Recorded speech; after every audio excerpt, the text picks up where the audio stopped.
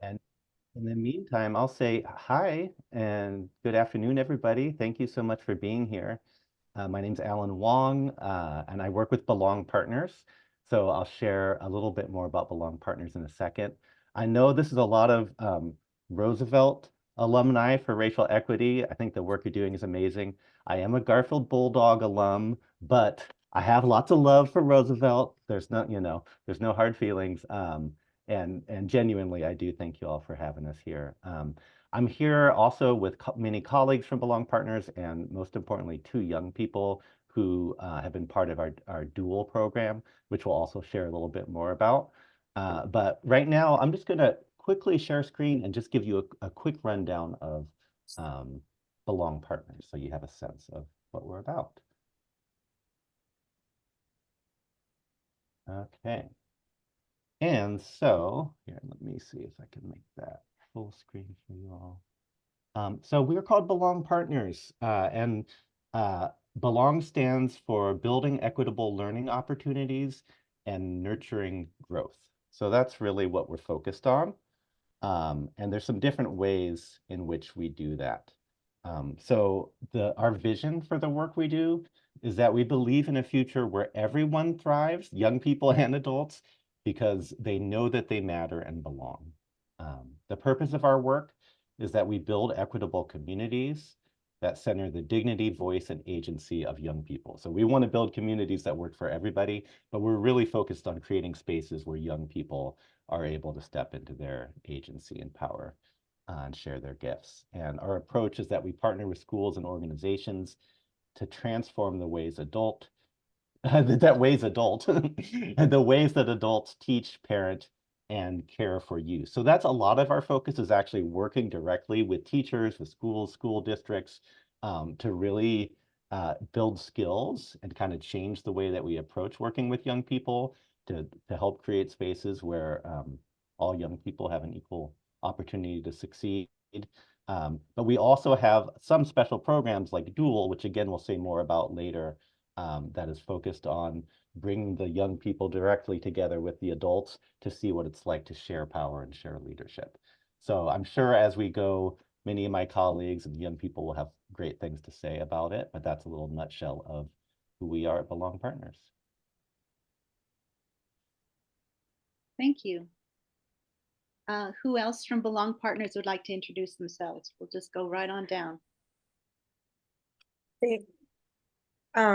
Thanks, Robin, and thanks, Alan, for introducing our organization. My name is Sylvia Hadnot, and I am a facilitator with Belong Partners also.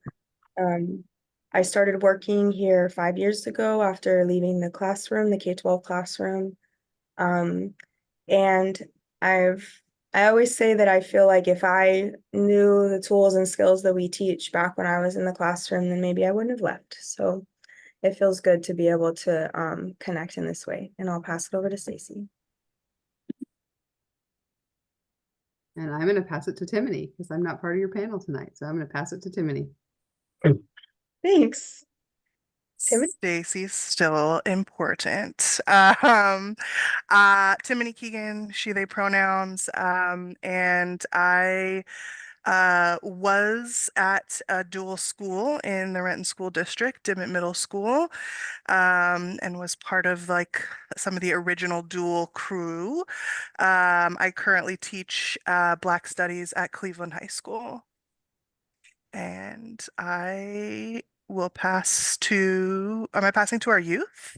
Can I do that next? Yeah. Excellent. All right, I will go with Jonathan.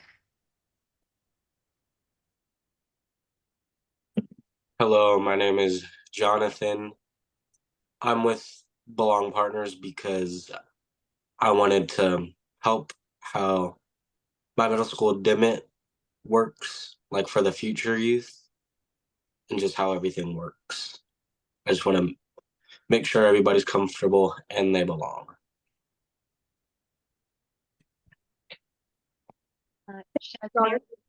Oh, oops, sorry, Robin. I was just going to tell Jonathan that Shashmira is in the audience if he wants to pass to her. And then I will pass to Shazmira. Hi, I'm almost home, so I will have my camera on soon. But I'm Shashmira, and I'm a senior at Renton High School. And I was one of the original members at Dual, so I'm excited to share my experiences. Thank you. William, will you like to start for NAACP Youth Council? Hi, my name's William. My pronouns are they, she, he. I am a junior at Ballard High School, and I'm with the NAACP Youth Council, and I can show you what let's see, I do this. All right, so these are our demands for the NAACP Youth Council. I thought I could show you that to kind of, introduce who we are. We focus on improving things around the Seattle Public Schools district, like mandating ethnic studies, mandating thorough and frequent staff racial equity trainings, increasing voice of youth, especially BIPOC youth, in decision making at all levels of public education. And we do a lot of meetings like this. We go to school board meetings to testify. We do a lot of workshops and panels. If you want to learn more about this or get in contact with us, I think Mina is going to tell you about that later on in the meeting. But yeah, so that's kind of who we are. And I'm going to stop that share now. If you want to see this again later, I can share the link, or Mina can share the link later. Whatever happens to work. But yeah, that's who I am. And I'll pass it on to Mina. Hi, my name is Mina Huyen, and I use any pronouns. And I'm a sophomore at Garfield High School and treasurer of the or one of the treasurers with William for NAACP. And I've been involved with NYC. That's not New York City, but Washington NAACP Youth Council, right? I've been involved there since 2000, like the end of 2022, when I was attending the center school, which John Greenberg works at, and I was doing a club called Racial Justice Alliance, where we focused a lot on, improving the racial climate at the school that I was attending. Do not go there anymore. And like it really, John was my club supervisor, and he was really like, "Whoa, your club aligns a lot with NYC, so why don't you join?" So I was like, "Okay." So I joined, and I'm stuck around. I've stuck around till now, 2024. Pass it on to Samai. Thank you, Mina. Hi, everyone. My name is Samai Hagos. I'm a senior at Ballard High School. I am the second vice for the NAACP Youth Council. A little more about me. I joined NYC in 2022, so that was like the end of my sophomore year. And yeah, I just feel that a lot of like the demands for NYC aligned with a lot of the work that I've been doing at school.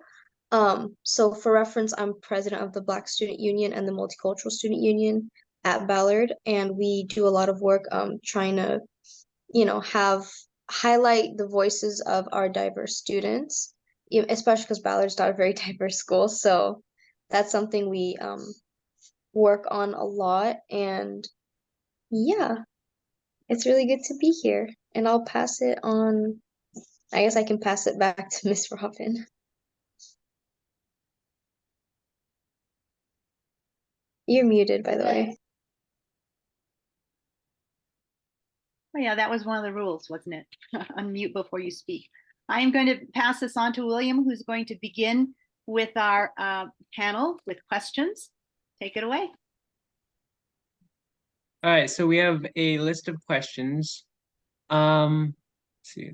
Okay, we have a list of questions, and let's start them off. The first question is, what is the impact of not experiencing belonging in schools? And I'm going to send this in the chat.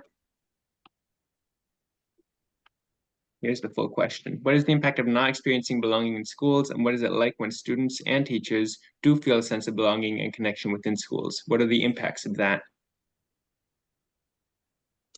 So if anybody has any thoughts on that, if anybody wants to share their experiences, or just raise your hand.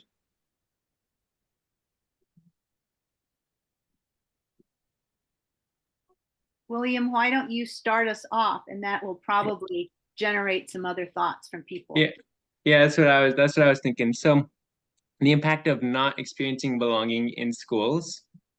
So I am Mexican, and I go to Ballard High School, which is a very predominantly white school.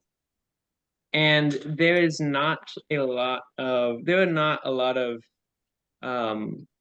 Mexicans there, but we have a Latino Student Union there, and we meet every Monday, and we can talk and we can chat. We bring Mexican food, and we do Mexican activities. We play Mexican games, not just Mexican. Sorry, it's Latino games. I don't want to just focus on Mexico. It's like all Latin American countries in there, but we um like do Latin American activities, and we just hang out and we have fun, and it's a really nice bonding experience, and it's really nice just being able to um be around people with a shared culture, and the same experiences as you. And I'm really glad that I have that connection and that opportunity to engage with my community in that way. If there's that's kind of how that's a big way that I connect with my community at my school. If anybody has that's, I know it's not exactly the question, but it's the impact of not experiencing that would not be I mean, such an important thing to have this club, so we don't have it, and that sucks. So anybody want to share anything on that? No one's here yet, Amy, so wait. The teacher wants you to okay. Wait. I brought a poll. Matilda, are you sharing? Did you accidentally unmute? I'm sorry, I accidentally unmuted. Thank you. How's it going? I can share. So, as I said earlier, I currently go to Garfield, but the other school I went to, I'll name drop it, the center school, and like Ballard's pretty predominantly white school, and my time there, I feel like I was kind of, not gonna lie, a little lonely. Like I didn't really have anyone to really relate to, and like I don't even think I made friends that year, but like everything was like kind of related close to like my education and focusing on like doing work and like the clubs I was in, and I feel like that was like because I feel like I was doing that to like overcompensate for the fact that I wasn't like I felt like I wasn't enough just being me, so I had to like kind of just like be the smart one so people see like the value in me type of thing, and then like I feel like that impact, like just me not being happy at that school was like one of the main factors of me transferring out to go to Garfield, which is my district school. And I feel like Garfield's more diverse, and I would say I'm like, as like a community there, I feel more connected there, even though I'm not like at every football game, but like I feel like everyone's like chill with each other, and like I'm able to find my people there and like fellow Vietnamese Americans, and like just outwardly be my authentic self, like so much so that I feel like being at that school makes me feel like I can, like no one's judgmental. Like I think Seattle's just not judgmental anymore. And like I love my community. Like I feel like everyone's looking out for each other, even though everyone comes from like such a different background. And I feel like that's like one of the main reasons why I feel so like safe and accepted at Garfield. And that's what I got for that question. Thanks for sharing, Nina. Yeah, that community is it's really important to have that connection in schools. Does anybody else have anything they want to share? Yeah, I'd like to add. I think so for me personally, I'm Eritrean, and at Ballard there's only three Eritreans, me and my two brothers. So you can imagine the amount of belonging I felt going into Ballard, and I feel like adding on to what Mina said, think you can kind of, for me, I lead the Multicultural Student Union, and that helped me to meet others with a similar upbringing to me, like because we're all different, like in our cultural and our ethnic backgrounds, we're different, but our experiences are similar. And for me, that created a sense of belonging, even if it's not like 100%, like our experiences don't 100% align, they're similar and we relate to each other on that level. So for me, that has been very that helped curate a feeling of belonging at school. And then also like I think if teachers, we don't have so much of a connection with our teachers, but I can imagine that if we did, it would create more of an authentic educational experience. And then also going back to our NYC demands on like pushing for ethnic studies, I think having that sense of belonging and communication between students and teachers will improve the way students are taught, and there will be a greater understanding coming from teachers onto like student experiences, the experience of students, if that makes sense.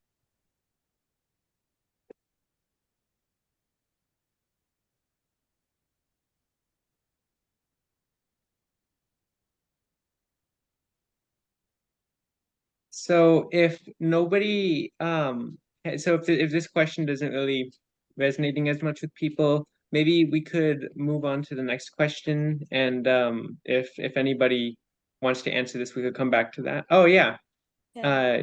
you go ahead. Can I add on? I definitely agree with you. I go to Renton High School and it's like predominantly like African American and Asian, but I mean that doesn't really fit with me because I'm Indian. So it's like me and like maybe like four other people, which are all underclassmen. So it's kind of hard to like connect with them. But we have like this show, it's the Multicultural Show, and we put it on every year, and it's like this like 2 month giant production. And I feel like I find my sense of belonging in there because I get to experience other people's culture. And I think that could be something that we can put out to other people's schools, not just at Renton.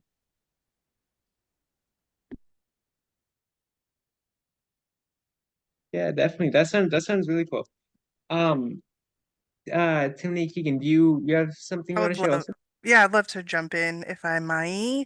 I always want to, make space for young folks to start the conversation. I'm guessing some of the other adults here are doing the same. But I did want to speak specifically to being an educator of color and what it's like when I don't feel like I belong. Um, it just makes it really hard for me to do my job effectively because so much of what I pour into my practice comes from me as a human being and my life experience and the things that I've learned. And so I'm not just here like, handing out worksheets. Like I want to be developing critical thinkers who are poised to meet the needs of today and tomorrow that we don't even know yet.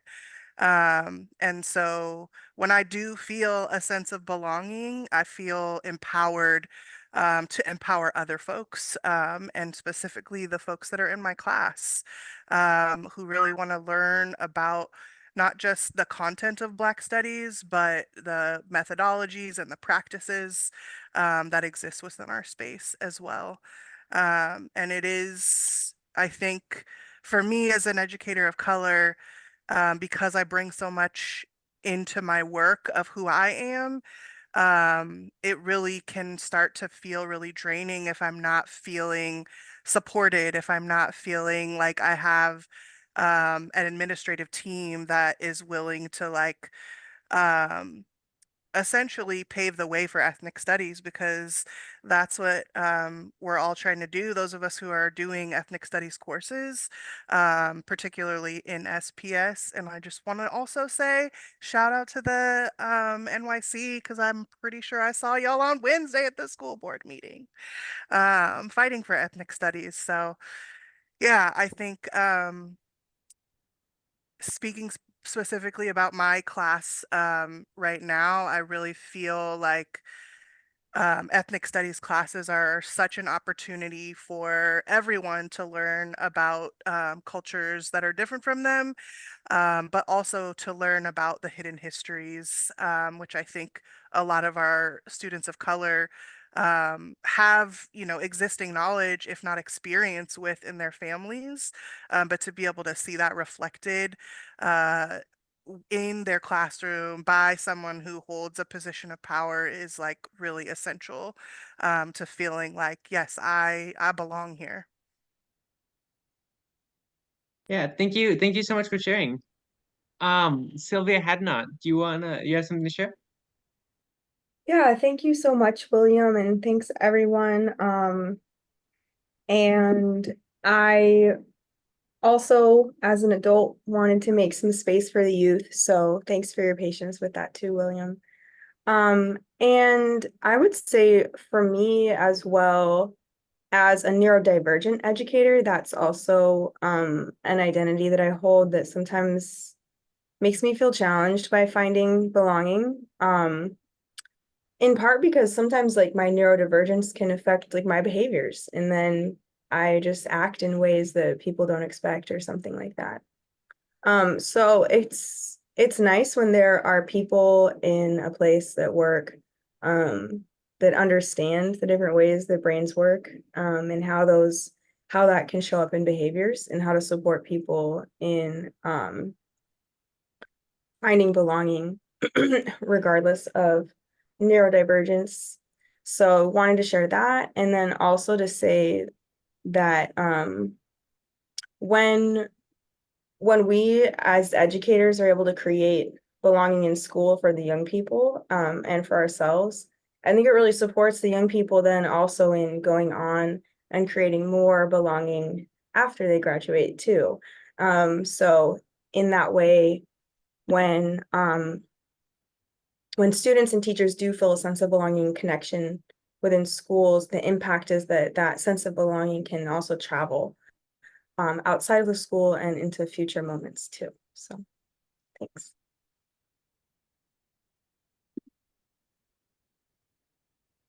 Thank you so much for sharing. Let's see. If does anybody else want to share on that, or should we? I think that's kind of a good spot to move on from. We got some good shares. All right. Our next question is, what is the impact of not? That's what I just sent. Hold on. I just got this. Our next question is, if you have been a part of a program or project that was particularly successful, it's not sending for some reason. I'll send in just a second. If you have been a part of a program or project that was particularly successful at building belonging in the school environment, such as Dual or other programs, what was that like? Why was it valuable to you, and what did you learn?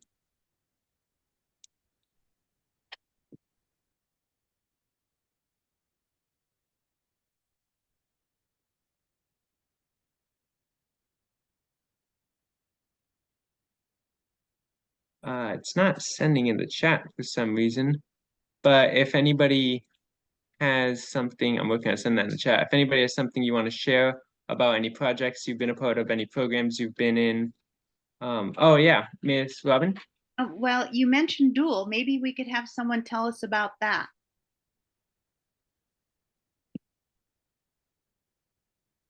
Yeah, Jonathan Diaz.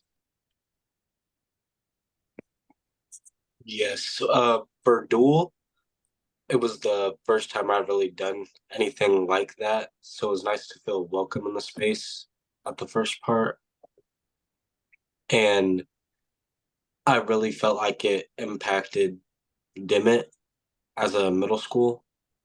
Like kids were starting to be more engaged this year than any other year that I've seen for the past 2 years.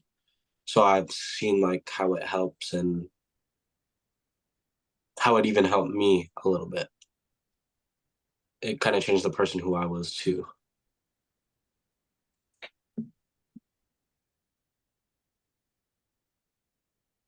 Before we have more folks, thank you so much, Jonathan.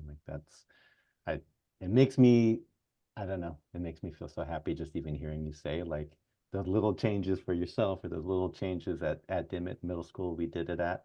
I think it might be a good time. We have a 1 minute video that was taken during this last dual experience we had at Dimmitt that Jonathan was part of.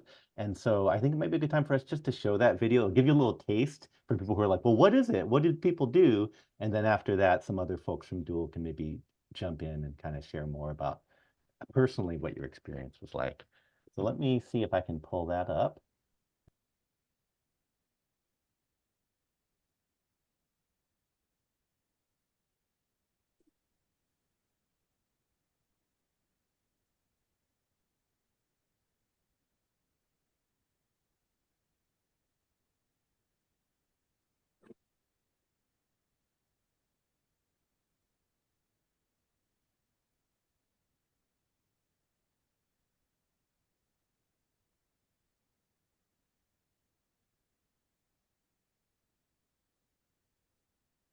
Uh-oh. Let me see. Let me try this one more time and see if it'll work.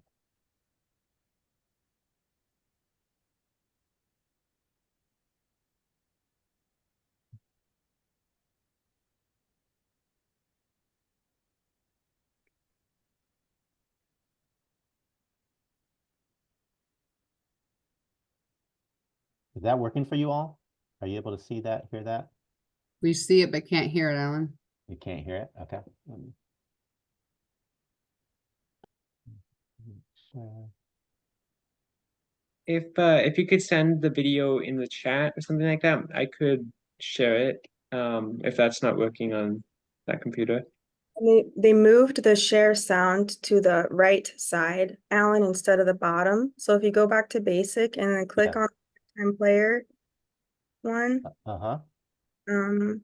up into, yeah, that one, and then click share sound on the right panel.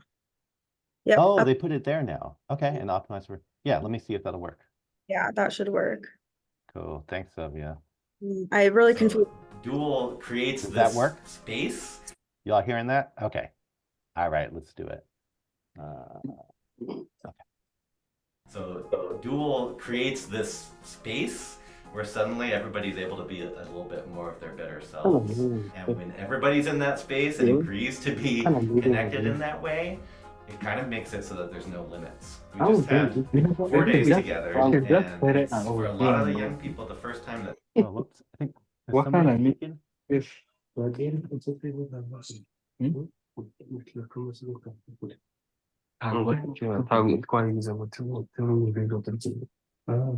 Are you all hearing that as well?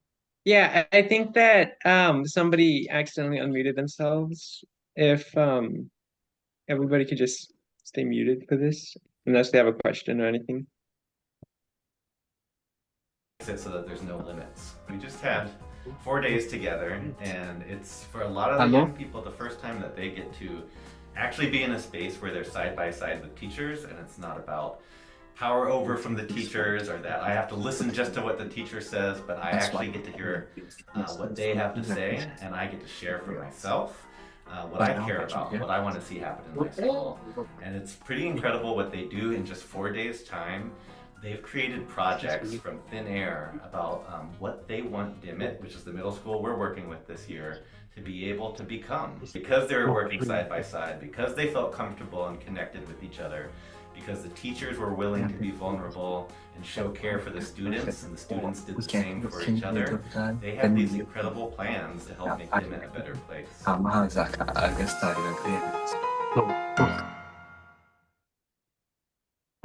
Are we watching a video? Yeah, we were just watching a video. So yeah, hopefully you're all able to hear that and see that okay. Did that work out for folks? You're able to hear? Okay, awesome. So that gives us a little taste of what Dual looks like.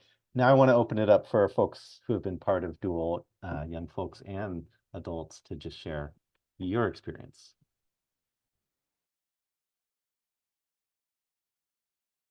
I just want to say that sounds like a really amazing opportunity, a really amazing program. Sorry. Thank you for sharing that. And I think you have your hand up, so Chesmira. Yeah, so I did Dual almost 5 years ago was like the first time that I did it. So I've been in the program for a while. And in the beginning, honestly, it was like super uncomfortable because we weren't going off of last name basis and we were going off of like their first names. And it was weird because I had Timony as a teacher and it was just so awkward to have to call her by her first name and not by her last name. It took me a while to adjust to it. But like I think that definitely brought like a sense of belonging. And then a couple years later, obviously we were on COVID, so we were on Zoom, and even then we were still able to foster like this sense of community. Like we had like little games that we played, like we did ripping up a cool card. So it's like you're like everybody has like that alter ego where you're like, okay, I'm too cool for this. But no, we all took that cool card and we ripped it up. So it's like everybody was open to share whatever they wanted to share. And then I think 2 years ago, we went to two conferences where we started the same thing and we shared our experiences with Duel.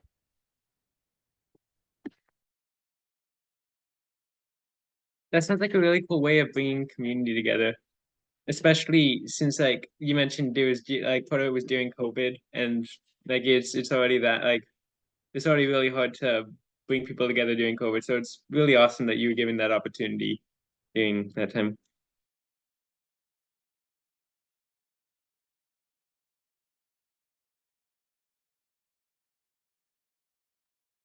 I can share next. Oh, Awesome. we always do that.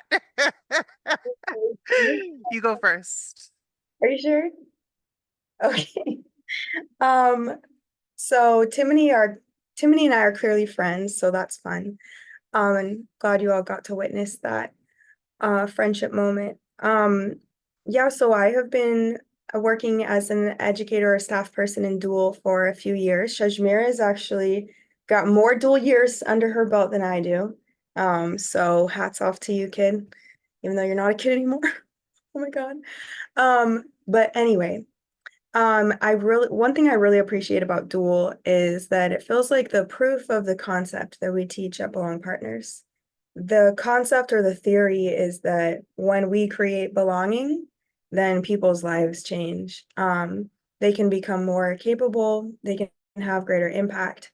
And when we do it in a way that really creates power sharing between students and educators, so often educators hold so much power that we don't even always have awareness of how much power we're holding over young people. But in Dual, we're so intentional about flattening those power structures. It's really life-changing for the educators as well, to be able to experience youth leadership in such a non-hierarchical way too. So this program has been really life-changing for me as an educator.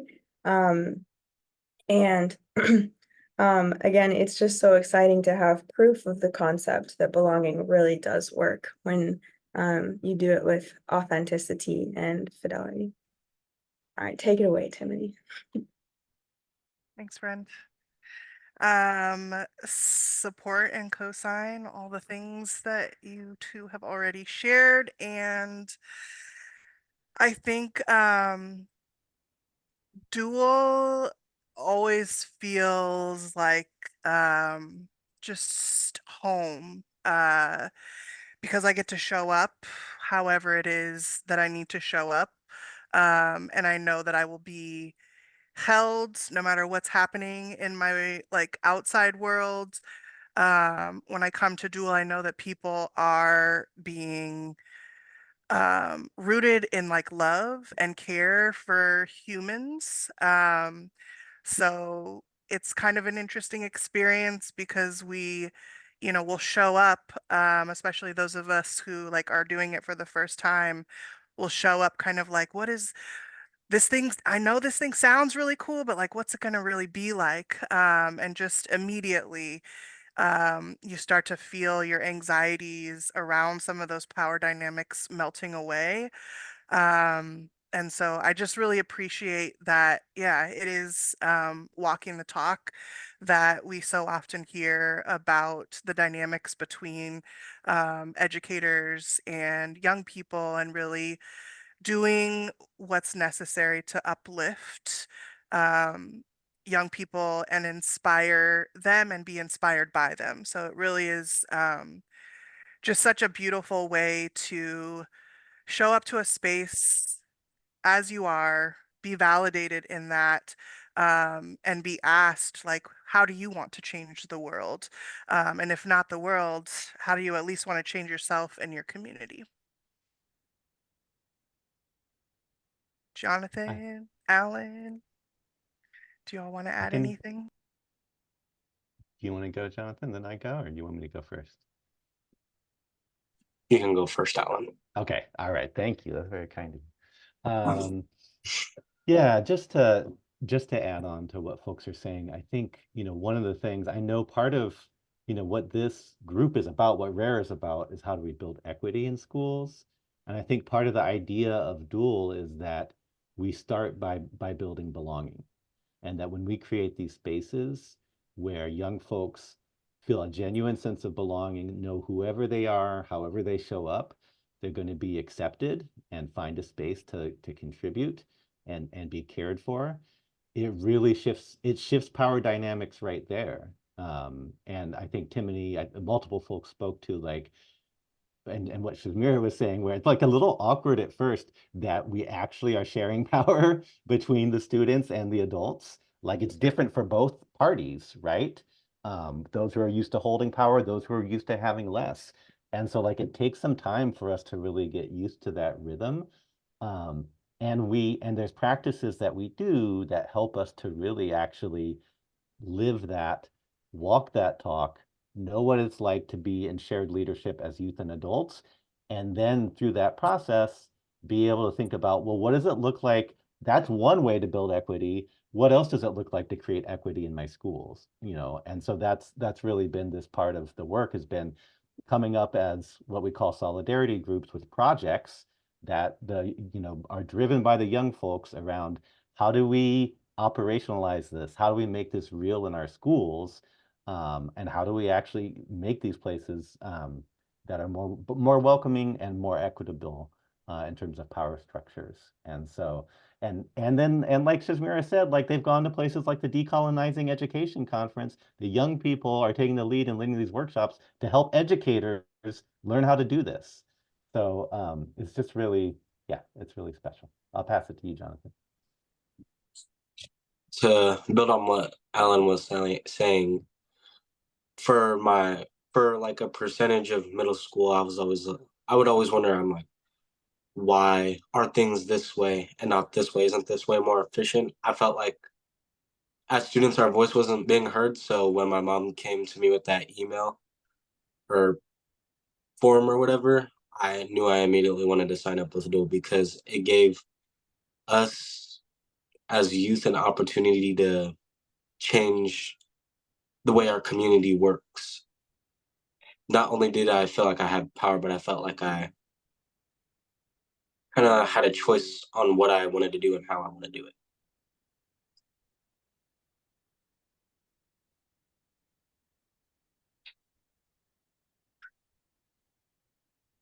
There's somebody I passed to.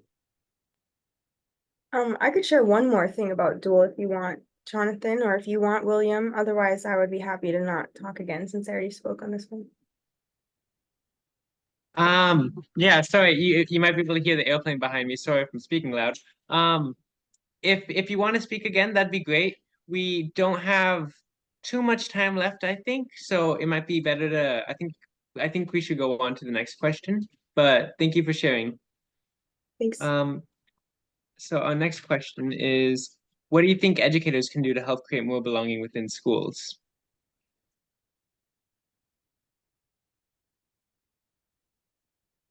I think the first thing educators can do. Oh, is the question in the chat?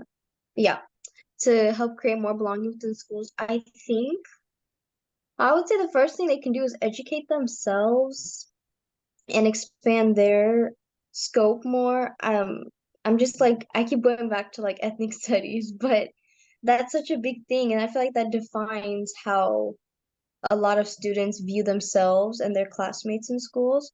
So just to keep it short, I would say start by educating yourselves and being more conscious and sensitive to the different experiences that students bring to the classroom. especially if you're in a diverse school with and you're dealing with very different kinds of people.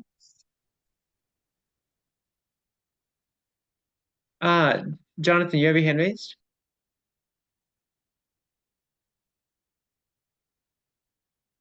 I can also agree with that. It's like most people know how it feels to be a kid. It's like you don't really want to, you're just sitting there, you can't wait for recess, can't wait to get out of there. But I think I would like it if the educators kind of took that into perspective and made things more hands-on for kids and like actually tried to put themselves in the kids' shoes and act like they're there with the kids instead of taking charge. If you guys understand what I mean. Yeah, definitely. Going back to like ethnic studies, NYC can't stop talking about ethnic studies, but we have to talk about ethnic studies, right? And I feel like, having a curriculum, even though if the class isn't like, like the title is ethnic studies, having a teacher like, incorporate like everyone's backgrounds, like specific to the school, because you want to represent like, the kids' backgrounds, but also you could obviously learn more, like learn of different backgrounds. So, it's like a window to new things, and like, so people will, understand, create more solidarity, even if, it's not what's in the school specifically. And, like personally, I feel like seeing like myself reflected in like schoolwork or just like education really brings like positively, like really helps me with like my confidence and like seeing that I'm like important and valued as like an individual. And like right now I'm working on a oral history project with Friends of Little Saigon, and like our teacher or like instructor was like putting a big emphasis while teaching us like our history as like Vietnamese people, um like that each of us all have like such unique stories, and like like we are like powerful individuals. And I feel like from like learning from our history and what we came back to and where we are now, like I feel like that was kind of like mind blowing. I'm like, oh right, yeah. I like my family and my people do have something like really unique that not everyone else like can relate to and stuff. And like I feel like that like helped me with my confidence and like me and like knowing my people's history. That's what I got. Thanks, Mina. Does anybody else have something? I'm gonna check in with Miss Robin real fast. I know we have like 10 minutes left in the meeting. I don't know how much time that's gonna be for outros. Should we keep going with the questions, or do you think? We actually have like a half hour. Oh yeah, I forgot. Sorry, my bad. But we do have a question in the chat, and it says, will anyone be participating in the following? And it's a Seattle Times Education Let's Talk with Washington Teachers and Students About the Future of Education. So if you look in the chat, there's a link there. And let's see here. I just clicked on it, but it's not coming up for me. But Gunnar, can you tell us about that?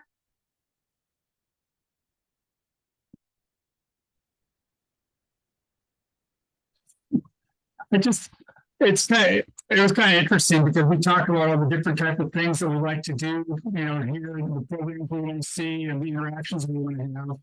And I just noticed that the Seattle Times was sponsoring this, I guess it's an educational lab where teachers and students are invited to talk. I think it's on the 2nd of May, hosted by, I believe, Franklin High School and the Seattle Times. It just looked like something, other things that we've seen on RAM and whatever like that. It just seems like that would be something of interest to individuals here.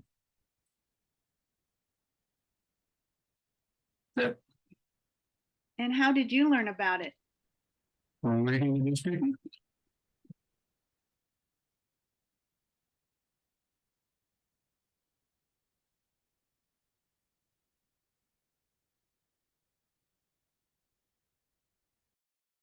Yeah, thank you for sharing that. I see there's a registration link there also. So if anybody is interested in joining that, there's that there in the chat.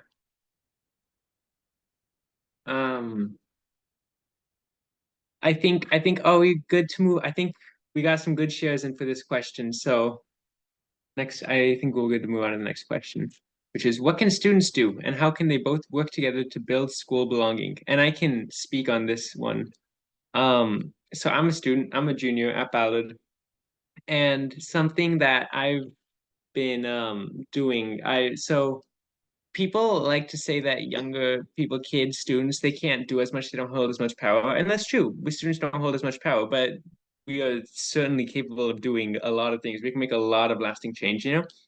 And I've been looking at a lot of studies and reports, and they show how students in STEM classes, for example, whenever they are shown like whenever they're asked about how much they see themselves in science and see themselves as scientists and in STEM, the reports and the statistics for that are abysmal. They really like students of color don't see themselves in STEM. They're underrepresented, and there have been studies where teachers have shown the students of color lots of representation, lots of um, just people who are successful scientists and who are successful in the STEM field and are people of color. And after that, the statistics show that people of color can see themselves in science way more. They feel that sense of belonging, you know? And that's a really important thing to be having in our classes. So I've been working on a project for implementing ethnic studies lessons into STEM classes in high schools. That's what I've been working on for the past like 2 months now, I think. So that's definitely I've been collecting lesson plans. I've been talking with my teachers. I've been talking with a bunch of professors at different schools and different um, places around Seattle about that. So that's what I'm doing. I'm a student. We definitely can do a lot. So does anybody want to share about what they're doing or what they've seen other students doing?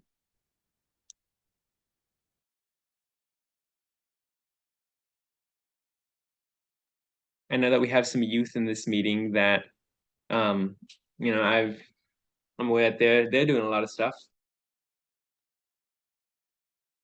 I guess I can share. Well, with my experience, I went into high school being very reserved. I was the kind of person who I would go in and look for someone to lead me and to help me um kind of find a place of belonging. But of course, I didn't find that. So I had to kind of I worked with staff members and teachers who were very supportive, and I kind of pushed myself out of my comfort zone, and I think that was a big thing. Like so I've hosted some like events at school. We did like a Black Celebration series, and we reached out to different like for specifically for Black History Month, we reached out to different like Black figures, business owners, and producers, artists and stuff, and they would come in and talk to students, and it would be like a open discussion. And so I thought that was very good. I thought that helped a lot of other students get out of their shell a bit more, and they found their place of belonging, or at least a place of comfort.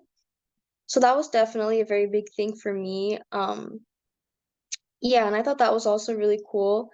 And also I invited Josh Binda. I don't know if you've heard of him, but he was like the youngest person of color to be on like the Linwood City Council. So that was cool. We got some like pretty big figures. We got actors and directors to come in, so it was pretty cool. And some of them also like graduated from Ballard, so that helped. Yeah, everyone vote for Josh Binda. But yeah, so that really I think helped create at least more of a place of comfort and belonging.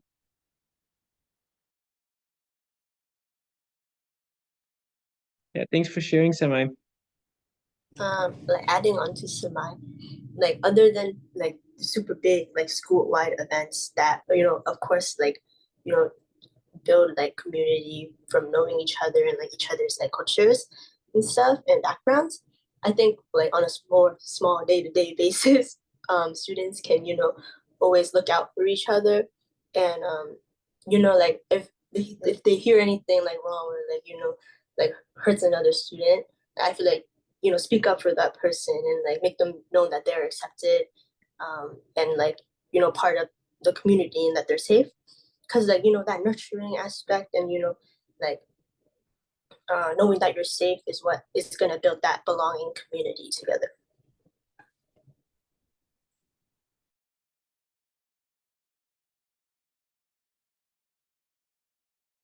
I kind of wanted to talk more about the multi thing. I know I mentioned it earlier, but the entire show it's put on by students. So it's like all the different clubs, all the different ethnic clubs. So like we have BSU, so Black Student Union, we have ISU, so Indian Student Union, and all the clubs and like all the ethnic groups, like they come together to produce this show in like a span of like 2 months.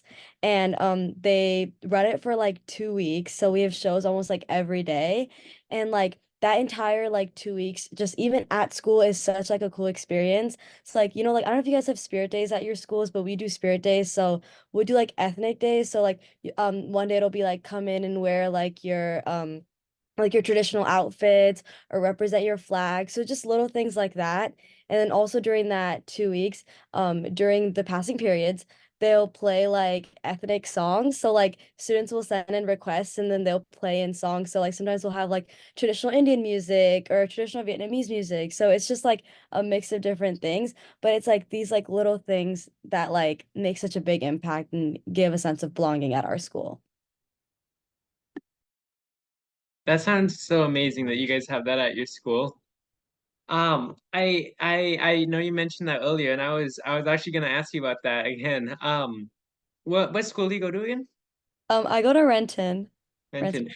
That sounds like a really cool thing. Do you know if there's I'm curious, is there like a way to get in contact with you guys about that? Like if we want to learn more about that, Yeah, maybe definitely. I can put you on with our advisor. I can send you her email. that'd be awesome. Thank you. And if anybody else has any answers to the question, anything they want to share, you don't have to be a student, maybe something that you've seen students do, any experiences maybe when you were a student.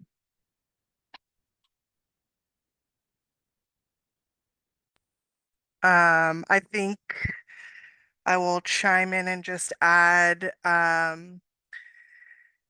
think that students like knowing their rights is really important within the context of school and knowing what they do have access to in terms of resources and power. And I think, you know, adults are part of that too, right? We need to make sure that students know that. And I think, you know, additionally, like seeing the people who enter the school building as people first rather than student first or teacher first. We have done these last few years in education have been a lot.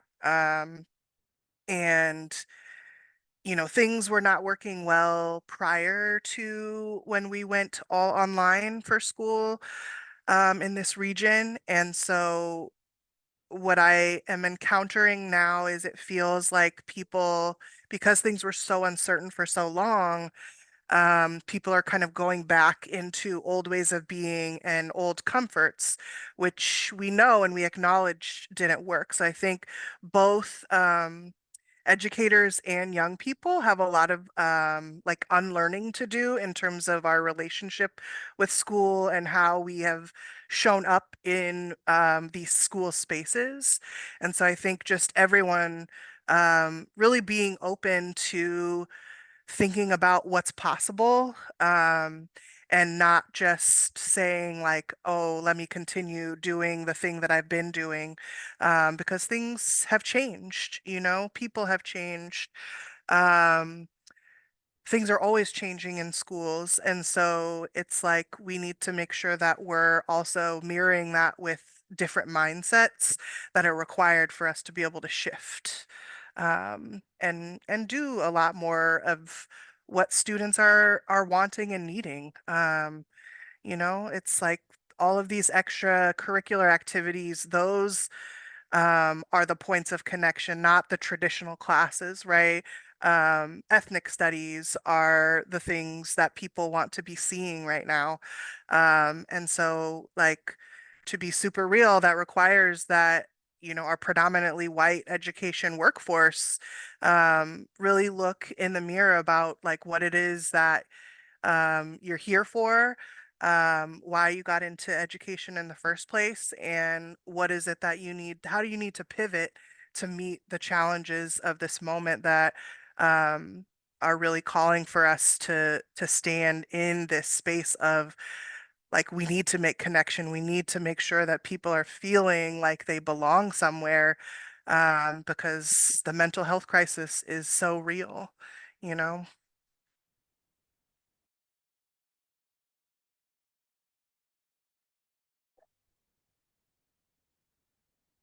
I can add a little bit if that sounds good, William. We're gonna stay on this. Yeah. Um, thanks, Timony. I know part of the question, yeah, it really is like, what can students do, but what can students and educators do together? And part of what I hear being called for is like, um, for us as educators to practice humility, to really like reflect. And I heard that from youth earlier in this session too, right? Like to really be trying to understand ourselves and where we fit in within these larger power dynamics that are operating within schools, but are operating beyond school, right? And are impacting and often harming all of us. And to me, Timothy, you spoke to that sense of possibility, that unlearning. And I think that's what, I mean, lots of programs, I can speak in terms of dual, like that's part of the purpose, right? The idea is how do we do some unlearning of all these ways we've been conditioned to believe we need to be with each other that have actually ended up not just harming students, but harming the adults who are working with them too. And so that vulnerability on the educator part, I think different people spoke about. It's like when you get to be an adult at Dual, there's something really liberating as well. Um, and part of it does also come from giving up your power. And it makes things better, right? When multiple folks are leading and the young people are leading, and some of the projects that Dual Youth have implemented have been like, they then lead professional development for the teachers, right? They come in and share like, hey, this is a way that we can do things differently. They share like, these are lessons we created at Dual that can be used in advisory.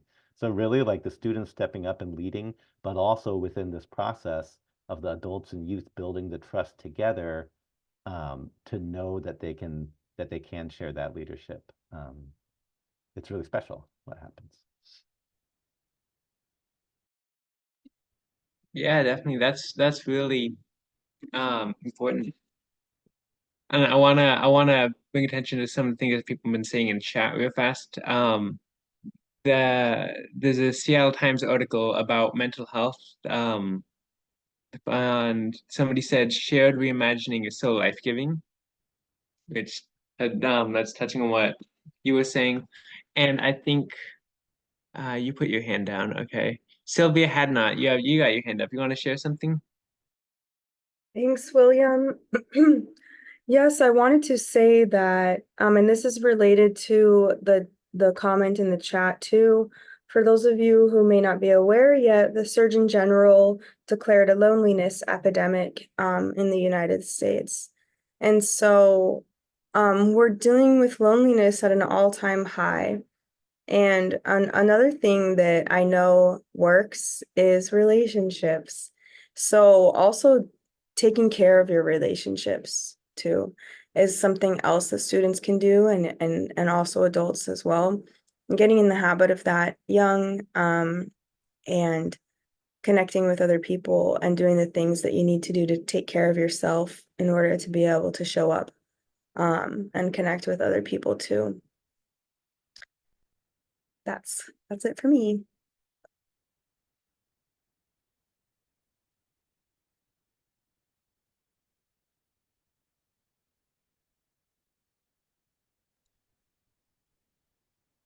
We definitely got some really good shares in for that question. I think that if unless somebody else wants to share some more stuff, then any of their experiences or anything they'd like to add, I think probably good to move on to the next question. So here we go. How do William, students, sorry? sorry to interrupt you, but Natalia has a really great question in the chat. She said, it seems like trust is integral to a sense of belonging, but trust is lacking at all levels of society right now. So how do we start to turn that ship around? Yeah, no, definitely. There's been so much history of mistrust and so much history of ruining that relationship between people and making people distrustful. Do you want to talk about that? No, I would like to open that up. No, no, sorry, I'm inviting the Oh. oh, we got thunder here. Sorry, I was inviting Natalia to do that. I don't have any. This is Natalia. I don't have any good answers to that really. At least not right now. I think levels of cynicism and distrust are really high. And that's because trust has been broken so many times. And also, I think one thing that breaks trust a lot is when you show up in a space in one way and then you show up in a different space and you show up in a really different way. And so that can really damage people's relationships. And it's I'm not exactly sure how to begin to rebuild that trust.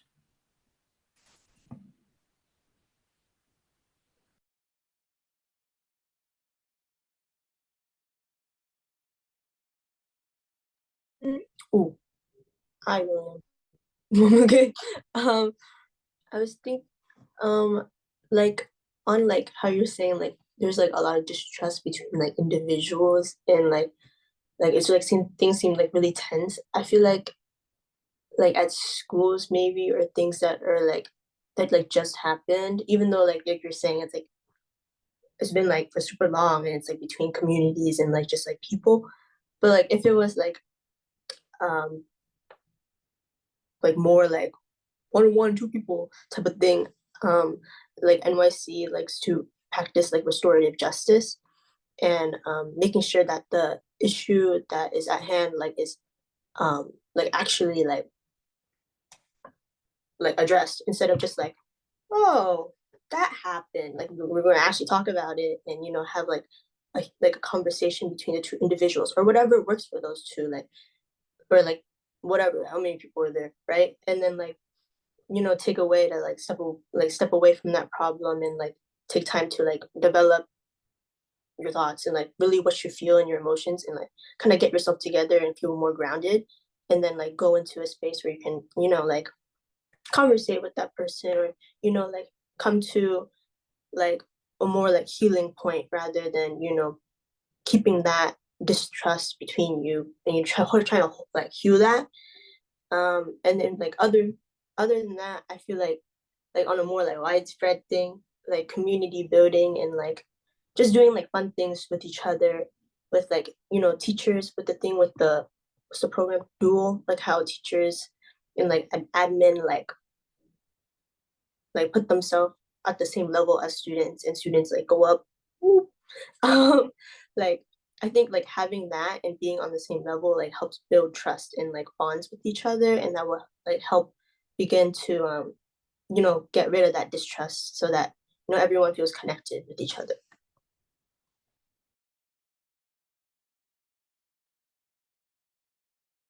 I could just piggyback on that a lot. Like I'm 100% like yes, you said it so well, and I think Natalia, to your point, like I think we see this and distrust at like such a huge scale and like kind of built into systems. And I know for me that can be really discouraging, and I can feel kind of hopeless. Like how do we do this? And I think like what Mina was speaking to, part of it is like how do we create small scale experiences where we learn as small communities, whether in a school or one group that's doing a dual program, what it's like to build trusting relationships. And part of that, just like Mina was saying, is like, what do we do when trust is broken? It's not, the power of being connected and building care and building trust that's kind of earned, but that if we don't have a way to deal with it when trust is broken or where harm is done, then we're going to be back to square one. So really this kind of process of like, to me, that's it. How do we plant enough seeds where we get these skills? And it gives me so much hope, right? It's the young folks who are leading the way around like, we're going to do these restorative practices. This is how we're going to build trust. And when that's the case, to me, I feel much more hope about the idea that it can become rooted in the larger systems.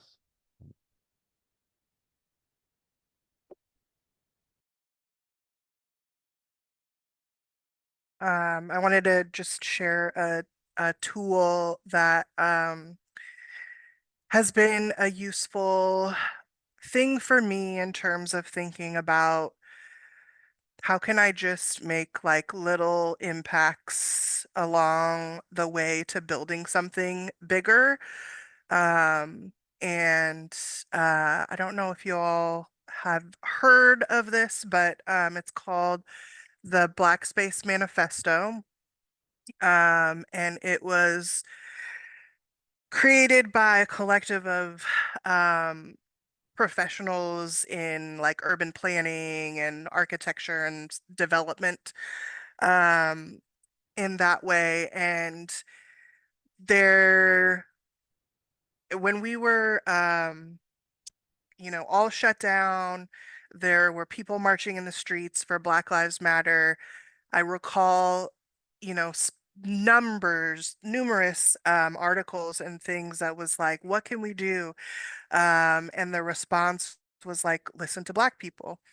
And I think that I took that as a Black educator to heart. I am mixed race and I grew up in a predominantly like white atmosphere. So there is a white adjacent experience that I have and have to interrogate regularly.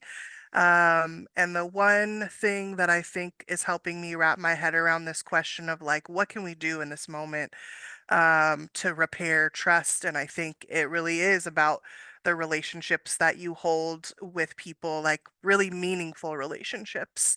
And I think choosing critical connections over critical mass. We live in a society where we like to like take a small thing and then operationalize it on a really large scale. And I just think, there's a lot of things that don't that aren't going to benefit from that mindset and from that transaction to a larger setting. And so for me, yeah, moving at the speed of trust is one that's referenced there. And choosing critical connections over critical mass. And that does mean that, we have to take the opportunity to think about like, where does our energy really need to be spent? And are we doing things that are not in service to that? And if so, then like, what do we need to take off the plate? Right? Where do we need to really say no so that we can say yes to the things that are going to get us closer to better trust and more connection with one another?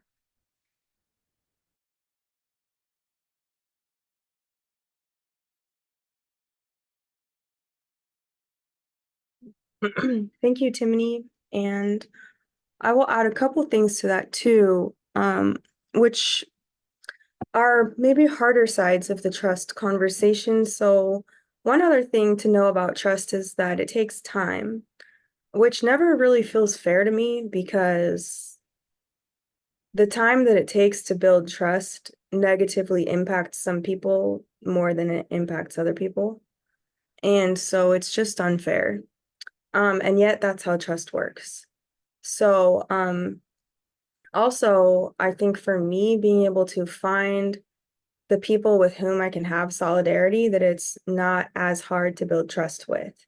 The ones who have become educated with political and social education, the ones who understand how to create belonging and how to include people and how to have reconciliation, which is like reconciliation, but it is acts, behaviors, lifestyles of reconciliation.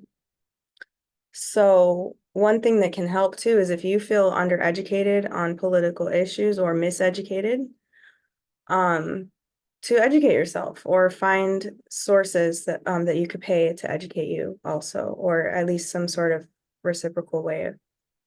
So yeah.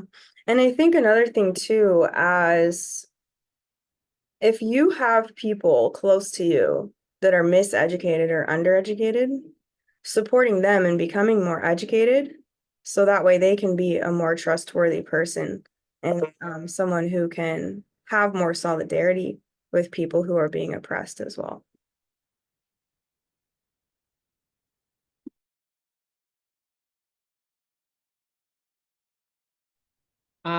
I just want to take a moment. We're not done yet, but I just want to take a moment to thank everybody who's shared so far and everybody who's taking the time to be here and share their experiences and support each other.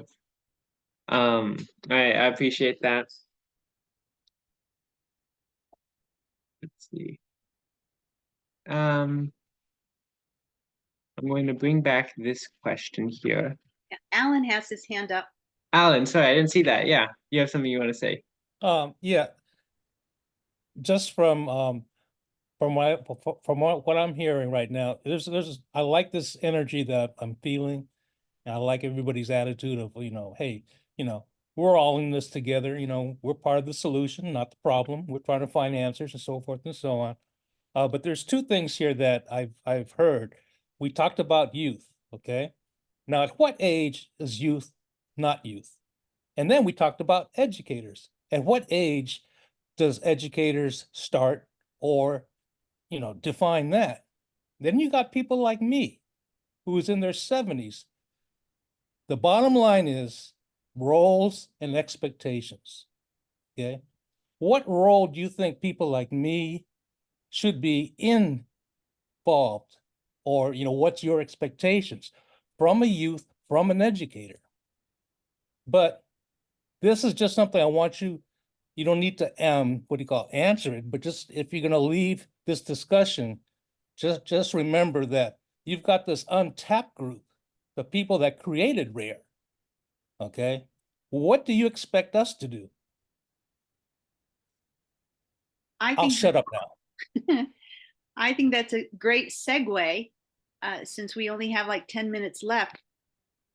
Let's make this a call to action. What can we do as individuals or representatives of an organization to move the needle forward, to bring educational equity and success for all students? And I think I'd like Sylvia and then Mina to address that. What can we do as individuals or members of a group? Do you mean in general or as individuals or members of RARE? Individuals and members of RARE or Belong Partners, or just as people. What can we do? How do we get involved to make a change? Well, I always say that my first and my primary revolutionary project is myself. And so really being for real about your personal growth and healing as an individual, about the unlearning, like Timony was mentioning, about the relearning, like Mina was mentioning, and to keep people in your life that you can have safe, accountable relationships with also. Some people really struggle with accountability, and that makes sense. We live in a pretty unaccountable society.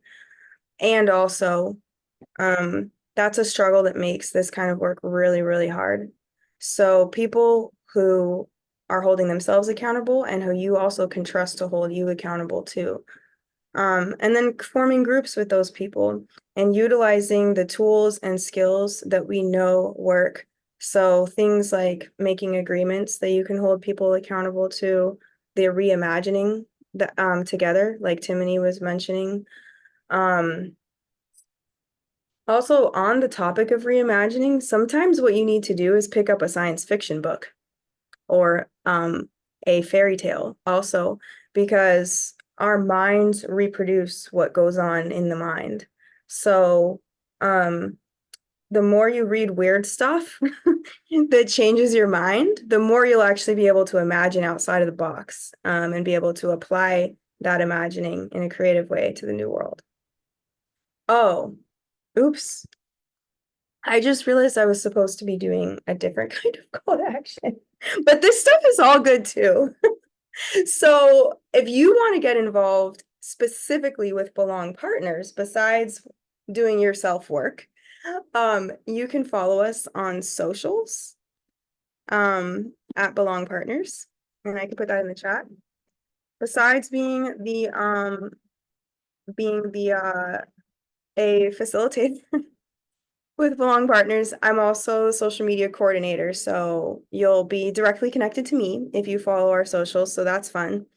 And you can also find us on Teachable, and you can actually utilize Belong Partners as one of your teachers for your revolutionary project of yourself, because we offer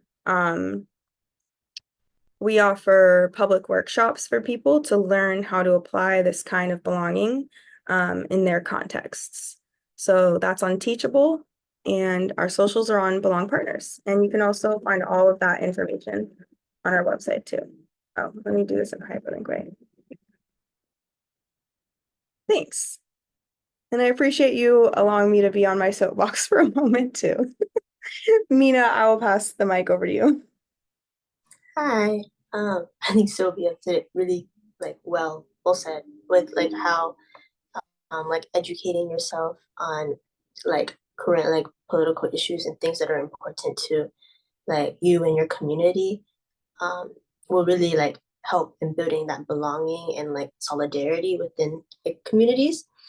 And one way to do that is to get into what NAACP Youth Council does. And I would say as teachers and admin of schools, a way to do that is to, because I feel like NYC, not gonna lie, our reach out right now is a little bit lacking, but we're working on it. And ways y'all can help is, as teachers, share that NYC is a opportunity for students who or care about this type of things to join and actually create change.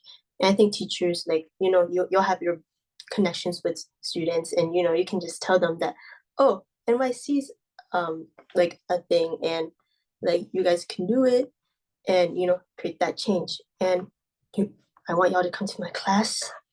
We'll try that's something we're hoping to do. We're planning. And then, are you only working in Seattle schools? Sorry, I'm reading the chat at the same time.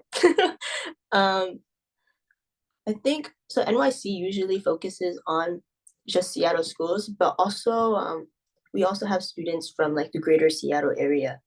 So we could hopefully in the future branch out to that. I'm putting into, I am direct messaging someone on accident. Really fast on that. There are groups within NYC. There are the group that we're in mainly focuses in SPS. There are other groups of kids that are working in other areas. We don't interact that as often with them, but there are people that focus on other districts.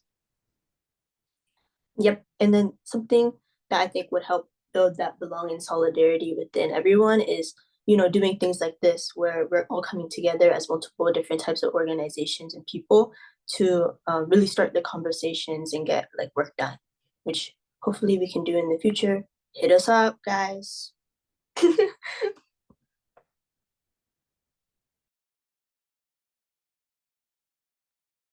Well, thank you very much. This has been energizing and calming to know that our future is in pretty good hands. I would like to thank all of our panelists, particularly our youth, whose power and energy and conviction gives Can us you hear me? great hope for the future. Can you guys hear me? I want to thank you all for joining us this evening. Thank you for your interest and your commitment to students and your desire to bring racial and educational equity to fruition. If you have any other questions or would like to know more about RARE or a Belong Partner, I want to know. please get I on wanna the know more. website and let us know.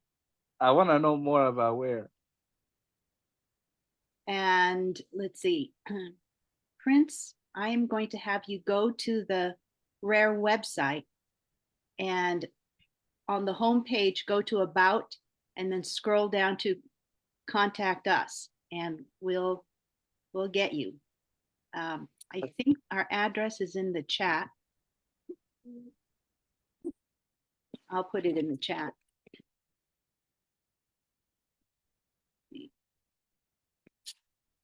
Yeah, Paula put it in the chat.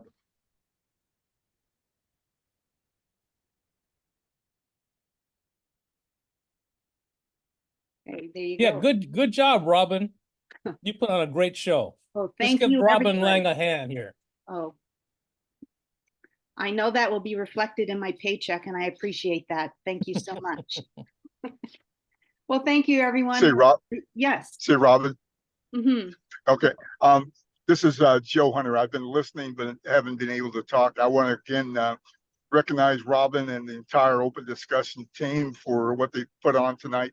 For when I've been able to listen, I'm very excited about what's going on.